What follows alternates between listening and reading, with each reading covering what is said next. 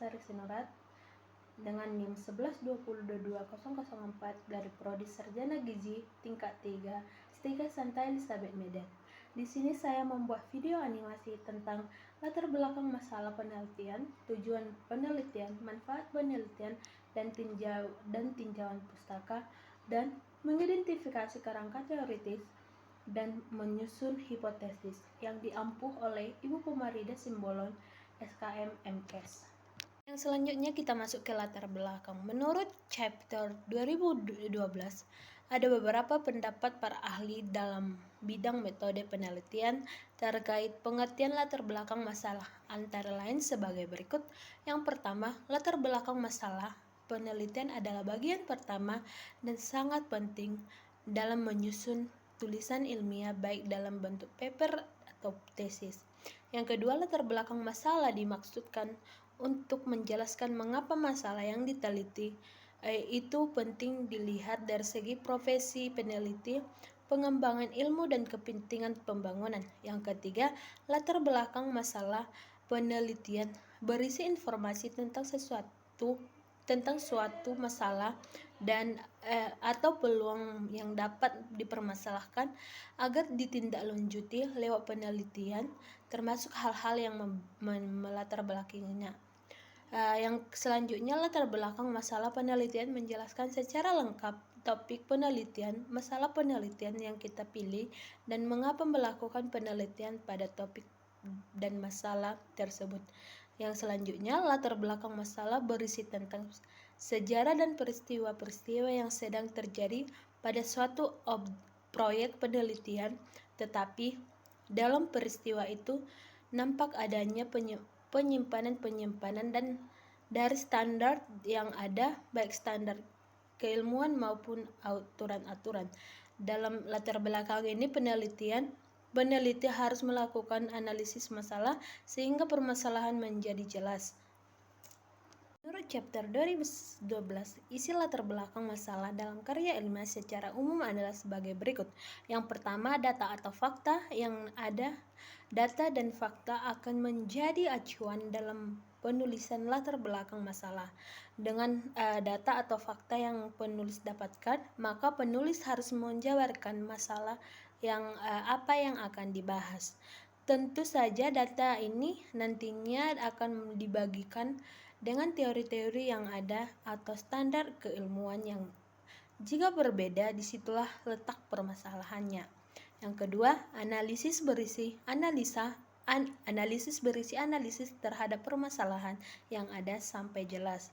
Yang ketiga, mengapa harus diteliti? Dari analisis tersebut seharusnya bisa menghasilkan sebuah kesimpulan awal mengapa proyek tersebut bisa dan harus diteliti lagi. Selanjutnya kita masuk ke komponen latar belakang. Menurut chapter 2012, ada beberapa komponen yang harus dipenuhi oleh peneliti dalam penulisan latar belakang masalah. Untuk meningkatkan minat pembaca terhadap penelitian yang diteliti, selain itu, latar belakang masalah juga sebagai penuntun seseorang peneliti apakah dia mampu dalam menyajikan atau menyampaikan sebuah logika dan pikirannya melalui sebuah tulisan. Berikut adalah beberapa komponen dan latar belakang masalah. Yang pertama, penulisan bidang yang diteliti dengan jelas. Kedua, penetapan konteks dengan memberikan tulisan ringkas dari bahan literatur terdahulu yang relevan yang dipilih untuk diteliti. Yang selanjutnya, penulisan hipotesis dari masalah yang dibahas dalam latar belakang masalah. Yang keempat, penyebutan alasan dalam memilih permasalahan atau topik penelitian. Yang selanjutnya, cara membuat latar belakang masalah. Ada beberapa hal yang perlu diperhatikan. Yang pertama, latar belakang masalah harus tertulis sistematis, jangan tulis secara acak. Yang kedua, tidak ditulis secara ambigu. Yang ketiga, bagian awal latar belakang merupakan gambaran umum tentang masalah yang akan diangkat. Yang keempat, berpusat pada tema yang dibahas. hindari membahas topik yang tidak relevan dan dengan penelitian. Yang kelima, kondisi ideal tentang bagaimana seharusnya suatu keadaan berjalan bisa ditulis dalam bentuk visi dan misi yang hendak dicapai. Yang keenam, kondisi faktual tentang keadaan yang benar-benar terjadi saat ini bisa berupa masalah sehingga terjadi dasar dibuatnya suatu penelitian. Yang ketujuh, jika penelitian itu punya kelemahan, maka harus dalam latar belakang tersebut. Yang kedelapan, di dalam tujuan penelitian di mana bahas permasalahan karya ilmunya lebih detail dan dalam. Yang kesembilan, metode penelitian yang digunakan harus dijelaskan dengan detail. Yang kesepuluh, solusi berupa saran singkat atau penawaran solusi terhadap masalah sebelum lanjut ke pokok pembahasan. Yang kesebelas, latar belakang masalah harus profesional, artinya penulisannya tidak terlalu panjang atau justru terlalu pendek. Yang ke-12, selain itu juga harus ditulis dengan jelas objek yang diteliti, permasalahan yang akan dibahas, dan solusi dari permasalahan tersebut. Kemudian menuliskan penelitian terlebih dahulu jika memang ada, lalu perbedaan antara penelitian terdahulu dan penelitian yang sekarang sedang diteliti. Kedua, tujuan penelitian. Menurut Syaifur Jamal 2012, secara umum penelitian dapat dibagi menjadi dua, yaitu penelitian dasar dan penelitian terpakai. Yang disebut penelitian dasar ialah suatu penelitian yang mempunyai alasan intelektual bertujuan untuk pengembangan ilmu pengetahuan. Melakukan penelitian pasti selalu ada tujuan akhir yang harus dicapai. Selain penelitian harus bermanfaat, ada beberapa tujuan penelitian sebagai berikut. Yang pertama, tujuan umum, yaitu untuk membentuk penemuan baru dari pengembangan penelitian atau pengetahuan terdahulu. Yang kedua, tujuan khusus, yaitu pernyataan tujuan dalam lingkup kecil yang merupakan turunan dari tujuan umum. Tujuan khusus dinyatakan lebih profesional dan menjadi arahan secara detail untuk tahapan penelitian selanjutnya. Yang ketiga, tujuan teoritis adalah usaha peneliti untuk menyimpulkan satu hal yang diperoleh dengan tujuan teoritis, akan tetapi penelitian ini tidak dapat dimanfaatkan secara praktis. Selanjutnya kita masuk ke manfaat penelitian. Yang pertama, manfaat teoritis. Hasil penelitian di bidang kesehatan dapat menambah wawasan dan pengetahuan ilmu dan pengembangan ilmu pengetahuan di bidang tersebut yang manfaatnya dapat didasarkan oleh akademis, baik mahasiswa, dosen, instruktur, serta peneliti yang konkret dalam bidang kesehatan. Yang kedua, manfaat praktis. Hasil penelitian di bidang kesehatan dapat digunakan sebagai masukan terhadap kebijaksanaan di tingkat manajemen ataupun praktis dalam rangka meningkatkan mutu pelayanan. Yang selanjutnya masuk kita ke tinjauan pustaka. Tinjauan pustaka atau disebut juga kajian pustaka merupakan sebuah aktivitas untuk meninjau atau mengkaji kembali berbagai literatur yang telah dipublikasikan oleh akademis atau peneliti lain sebelumnya terkait topik yang akan diteliti. Dalam tinjauan pustaka diuraikan tentang teori, konsep, serta generalisasi hasil penelitian. Teori ini penting sebagai bukti empiris dan penguat terhadap hal yang akan diteliti.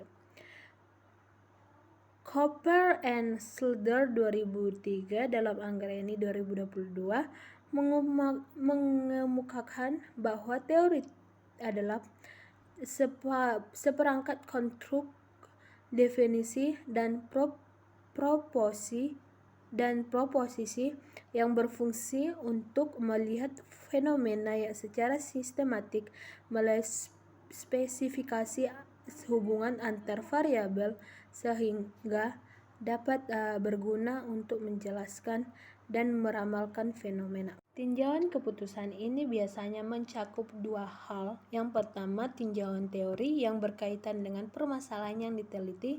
Hal ini dimasukkan agar para peneliti mempunyai wawasan yang luas sebagai dasar untuk mengembangkan atau mengidentifikasi variabel-variabel yang akan diteliti.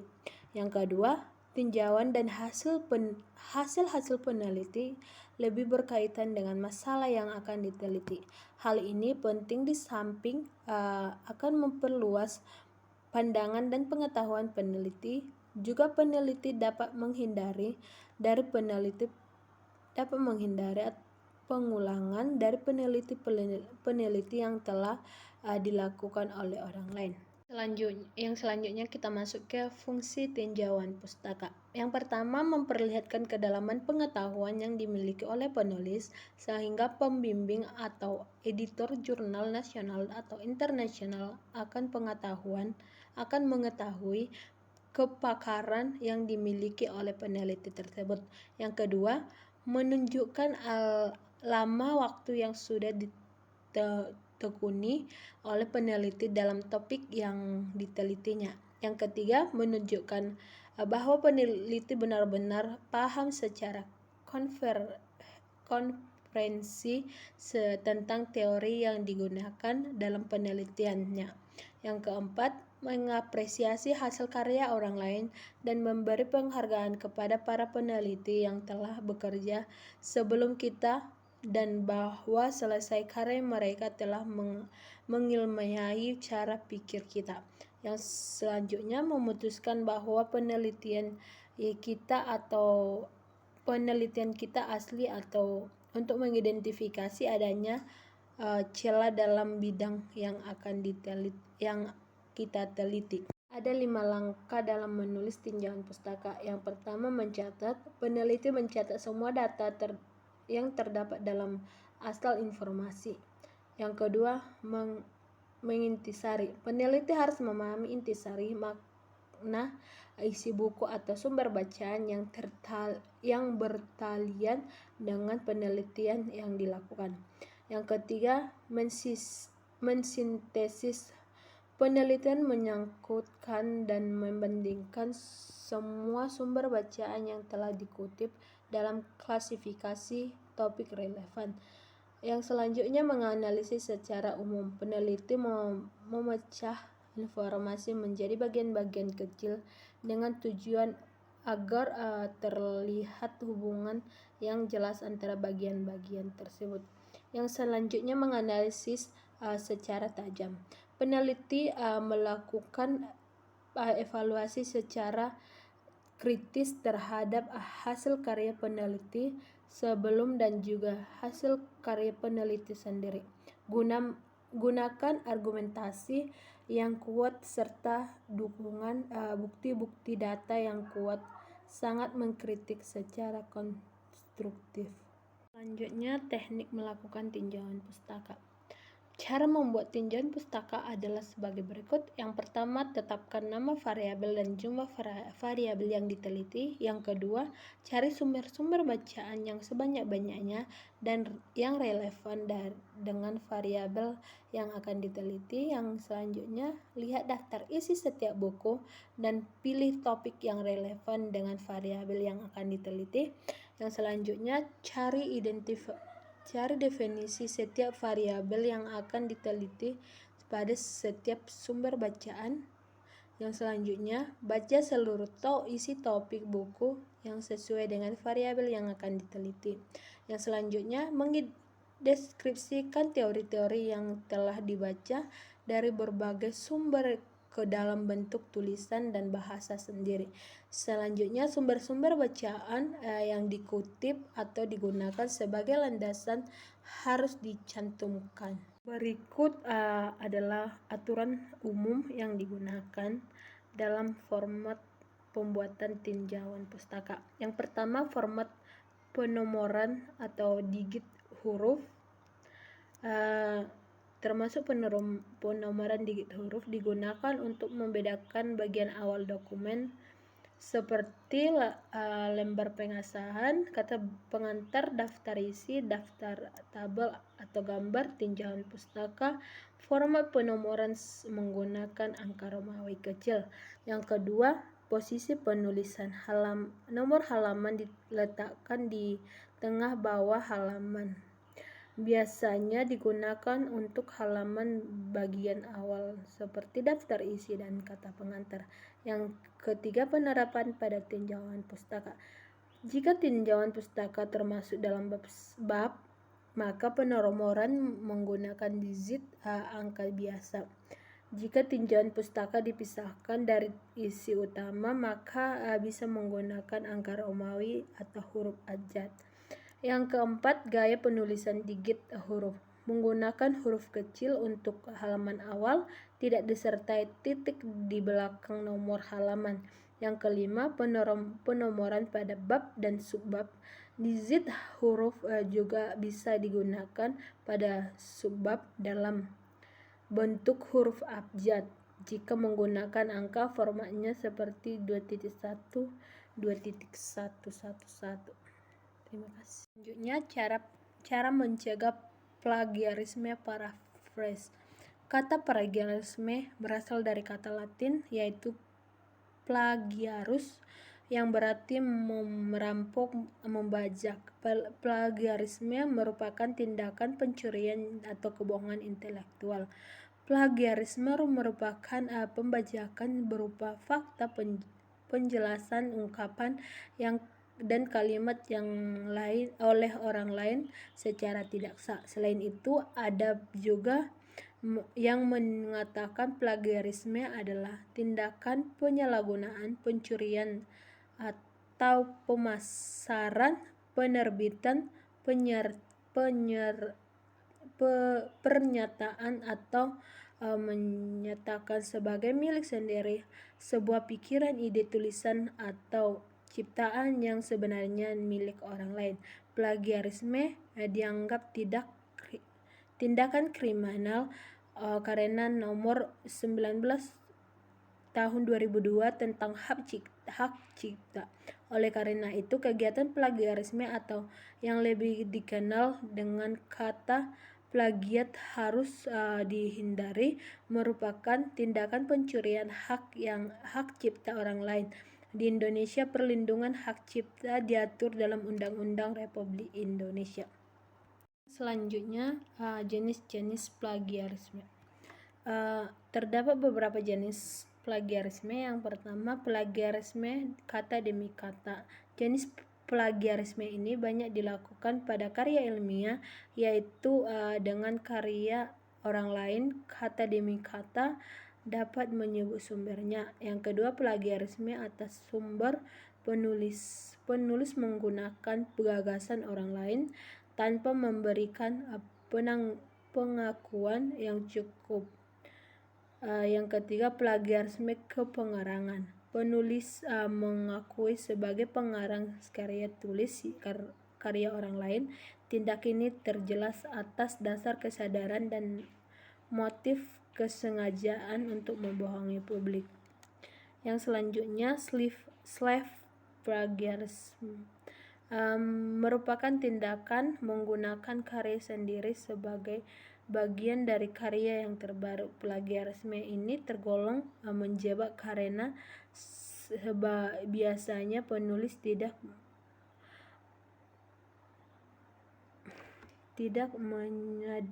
menyadari telah menggunakan self plagiarisme.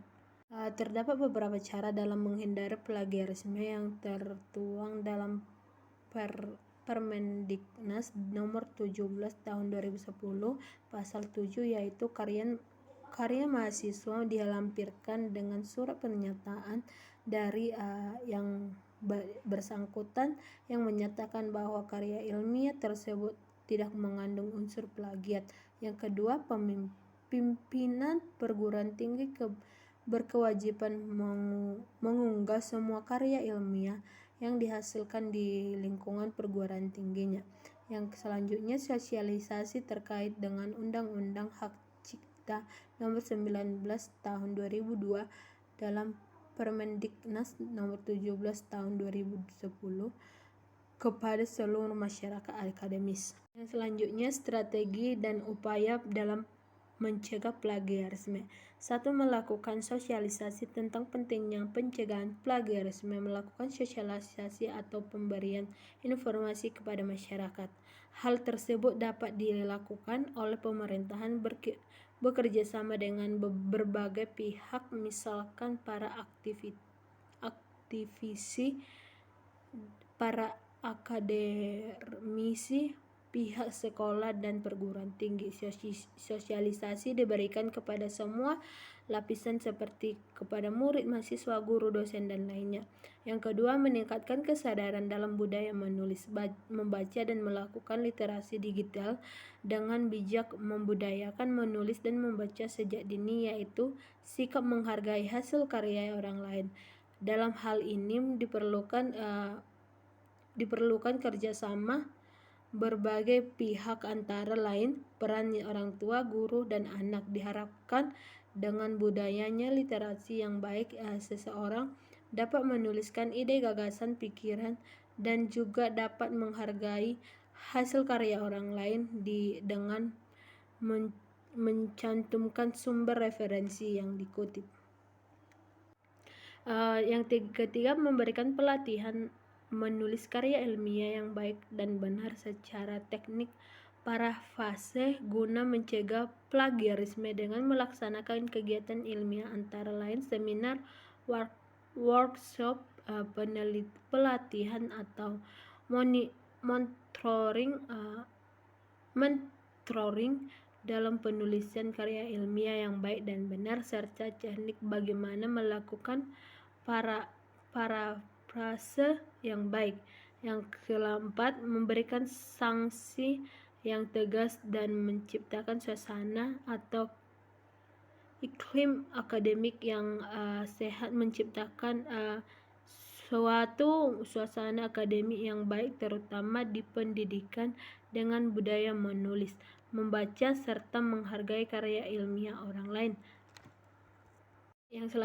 Yang selanjutnya, cara mengutip. Secara umum kutipan dibagi menjadi dua jenis, yaitu kutipan langsung dan kutipan tidak langsung. Yang pertama, kutipan tidak langsung, yaitu aktivitas yang dilakukan oleh penulis dengan mengambil gagasan atau ide dari penulis orang lain dengan cara menyusun ulang dengan merangkai kalimat baru pada tulisan karya ilmiah.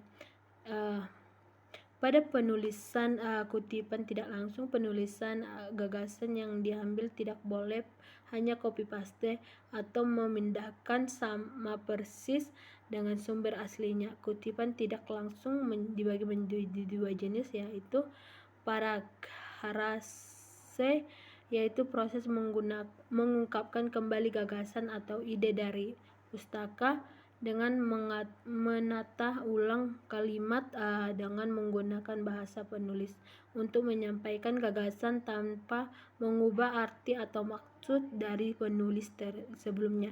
Yang kedua, summarizing adalah proses menyaringkan atau merangkum dari tulisan atau sumber penulis sebelumnya menjadi lebih ringkas dan padat dengan kalimat yang disusun oleh penulis sendiri dan tetap menyertakan identitas sumber yang dirujuk.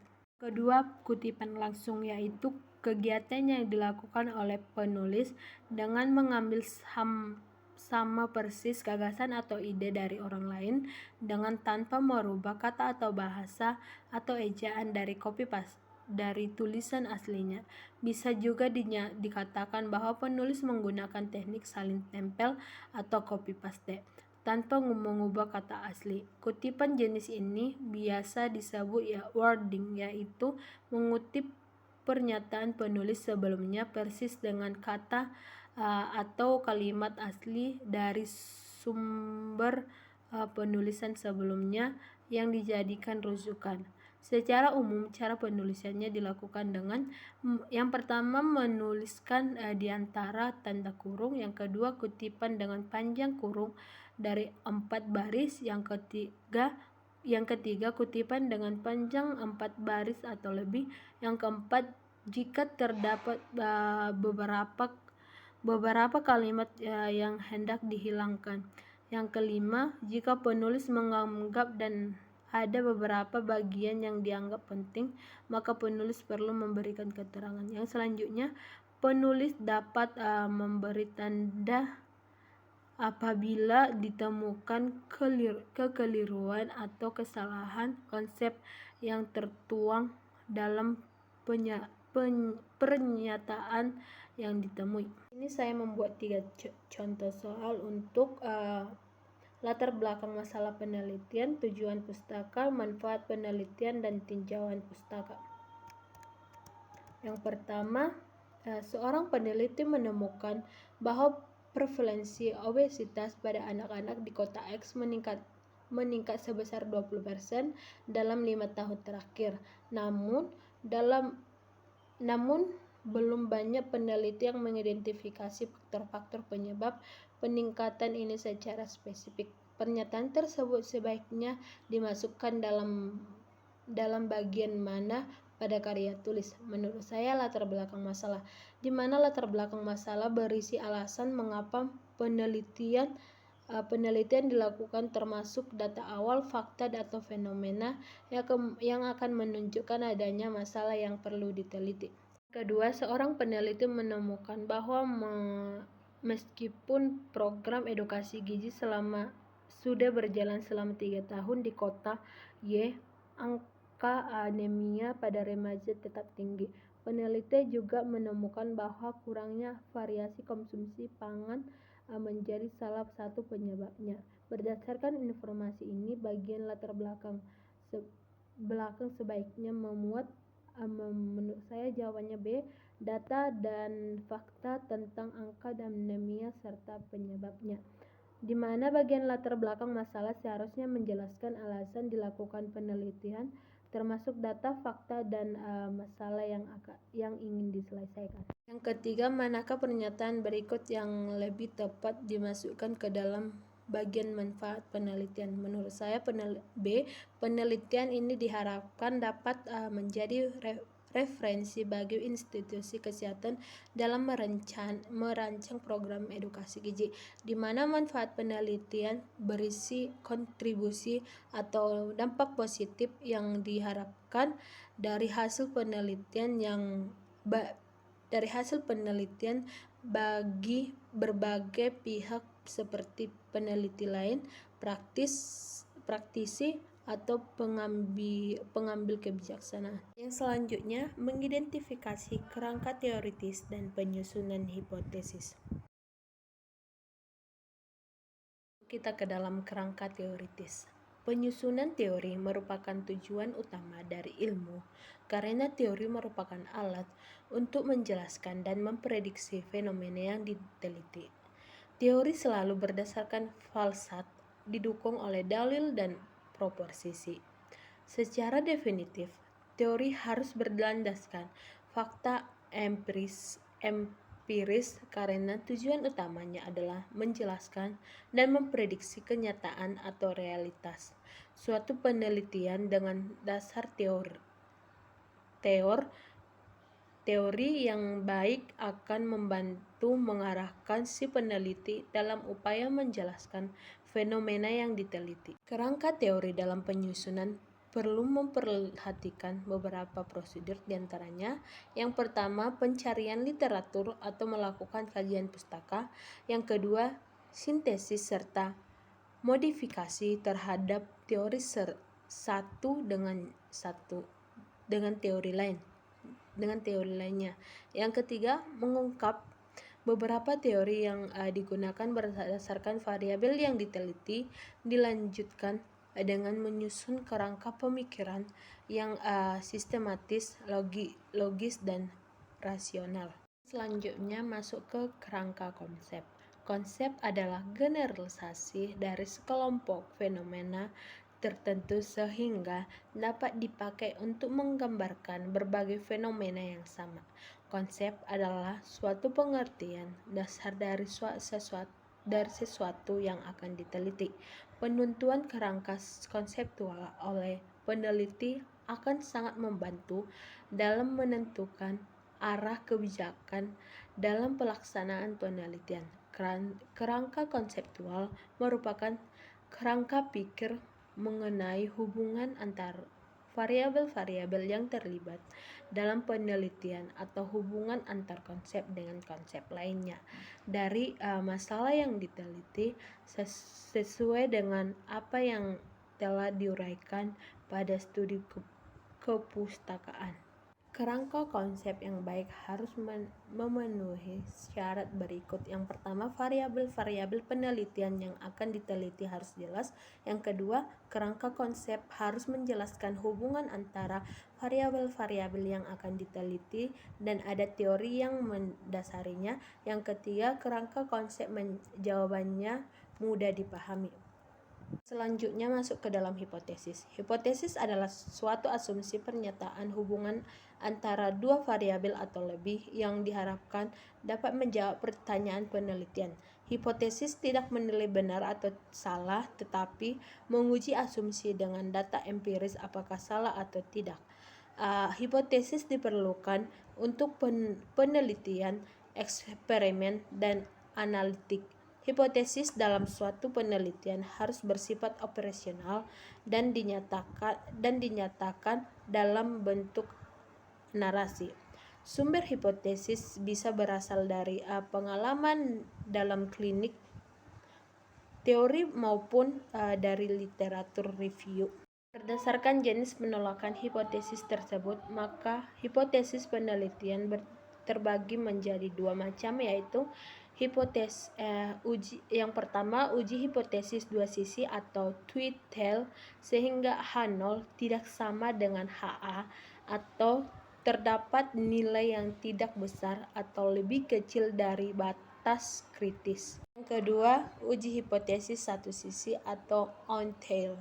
Uji hipotesis ini terdiri atas dua jenis. Yang pertama, sehingga H0 lebih besar dari HA atau terdapat nilai yang lebih besar dari batas kritis. Yang kedua, sehingga H0 lebih kecil dari HA atau terdapat nilai yang lebih kecil dari batas kritis. Masuk kita ke dalam tujuan hipotesis. Tujuan hipotesis adalah sebagai berikut. Yang pertama, sebagai penghubung antara teori dengan fakta. Dalam hal ini, hipotesis menggabungkan dua domain. Yang kedua, sebagai alat dalam pengembangan ilmu selama hipotesis dapat menghasilkan sebuah penemuan. Yang ketiga, sebagai petunjuk untuk melakukan identifikasi dan interpretasi suatu hasil. Selanjutnya, fungsi hipotesis. Yang pertama, membantu peneliti melakukan pengujian teori. Jadi, hipotesis yang sudah dirumuskan oleh peneliti dibandingkan dengan teori-teori yang sudah ada. Kemudian dari hasil membandingkan tersebut akan diketahui hasilnya. Yang kedua, memberikan arahan pada pengumpulan data dan interpretasi data. Yang ketiga, mengarahkan peneliti mengenai prosedur yang akan dilaksanakan dan jenis data yang akan dikumpulkan. Yang keempat, memberikan sebuah kerangka untuk membuat kesimpulan penelitian. Selanjutnya kita masuk ke kerangka hipotesis yang baik. Yang pertama merupakan hasil konstruksi dari gagasan-gagasan yang dapat diterangkan berdasarkan teori-teori atau dibuat berdasarkan kerangka konsep penelitian. Yang kedua, dirumuskan dalam bentuk pernyataan dan bukan dalam bentuk pertanyaan. Yang ketiga, selalu dikaitkan dengan populasi dan sampel penelitian, hanya berfungsi sebagai wahana pengujian hipotesis yang akan digeneralisasikan pada populasi. Yang keempat, paling sedikit melibatkan dua variabel yang perlu diuji kebenarannya. Yang kelima, harus dapat diuji. Masuk kita ke dalam klasifikasi hipotesis. Hipotesis nol atau H0, hipotesis yang menyatakan tidak ada perbedaan sesuatu kejadian antara kedua kelompok. Yang kedua, hipotesis alternatif atau HA, hipotesis yang menyatakan bahwa ada perbedaan suatu kejadian antara kedua kelompok, atau hipotesis yang menyatakan ada hubungan variabel satu dengan variabel yang lainnya. Ketiga, hipotesis asosiatif dan kasual. Hipotesis asosiatif terjadi ketika perubahan pada satu variabel sehingga terjadi perubahan pada variabel lainnya. Sedangkan hipotesis kasual mengusulkan interaksi sebab dan akibat antara dua variabel atau lebih. Yang keempat, hipotesis sederhana. Hipotesis ini menunjukkan hubungan antara satu variabel independen dan satu variabel independen. Hipotesis sederhana terdiri dari dua jenis. Yang pertama, hipotesis untuk hubungan asosiatif sederhana yang secara sistematis ditulis dengan variabel X dan Y.